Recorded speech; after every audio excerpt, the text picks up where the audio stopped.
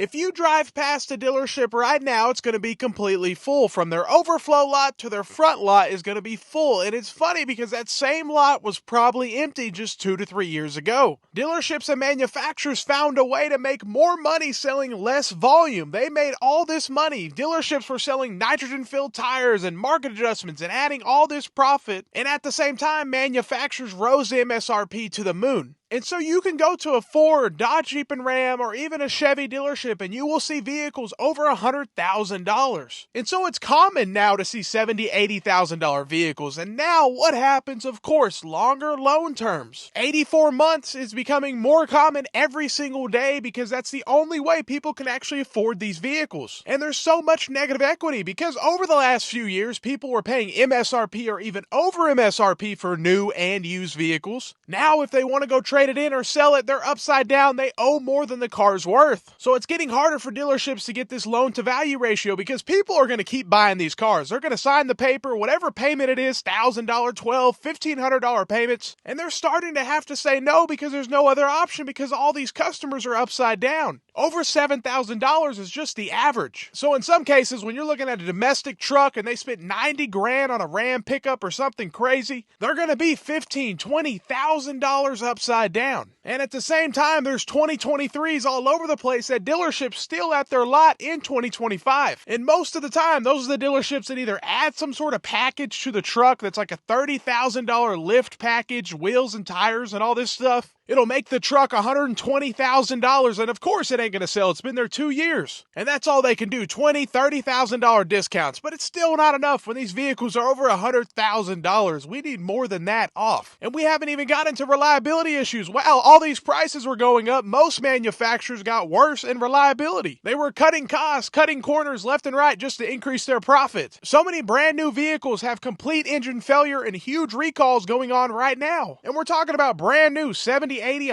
$100,000 vehicles. It shouldn't be like this, but it is what it is. And people don't understand how bad dealerships screw you over. It's bad. From the finance department to the sales to the service, all the way around, they're just trying to make more money. And they will try to sell products that don't exist, that aren't even on the vehicle. $500 nitrogen-filled tires. And then if you do financing through the dealership, they're going to raise your rate. They will bump your rate. So if they get you approved at 5, well, they're going to show you 7 or 8%. And they get to profit that, and they don't even have to disclose it to you. It's a bad situation. But again, dealerships found a way to make more money selling fewer vehicles. And the finance department is one of the worst. They go back there, they will make $10,000 off of you selling all these warranties and products that you don't even need. And that's another reason why so many people are upside down. It's a bad situation all the way around. And you should be able to buy directly from the manufacturer if you want to, but it's literally against the law for you to buy directly from the manufacturer. There's something called franchise laws. So Ford or General Motors cannot sell directly to the public, and it should be allowed. It's crazy that they're keeping these dealers in business that way. But most customers don't want to deal with it. They don't want to call 30 dealerships, travel out of state in order to get the best deal, but it's what you have to do. You can't just go down the road if you want to get the best deal. You might have to go all over the place, call around to try to get that best deal possible. But most are saying, I ain't even trying right now. It's all overpriced, the quality's down, it's not worth it, I'm just out of the market completely. And that's why if you look at the numbers, the United States is not seeing an increase in total sales volume and new car sales like you would think. Even though the population's rising and all this stuff, I mean, we sold more cars in 1986 than we did last year. But selling these super expensive trucks and SUVs are making so much money, they don't need to sell as much volume. It's not a volume game anymore. And that's what these manufacturers need to get back to. More affordable vehicles. It's what people are wanting. But banks are allowing whatever, 84, soon to be probably 10, 15-year payments on vehicles before too long. But I know most are like, I'm not in the market. I don't want this stuff. But that's what we have to do. We got to stop buying this overpriced junk and just don't play around with that dealership. Do not let them make money off of you, because if you let them, they will screw you over bad. And before 2020, car dealerships did not make that much front-end gross profit. It was common for car dealerships to sell a new car at a loss, but 2020 happened, inventory dropped to nothing, and then they made all this money per unit, and that time's over. If you look at your local dealership now, discounts are back. Now, is it enough? It's not, and they're just going to have to keep increasing rebates and discounts to keep attracting people.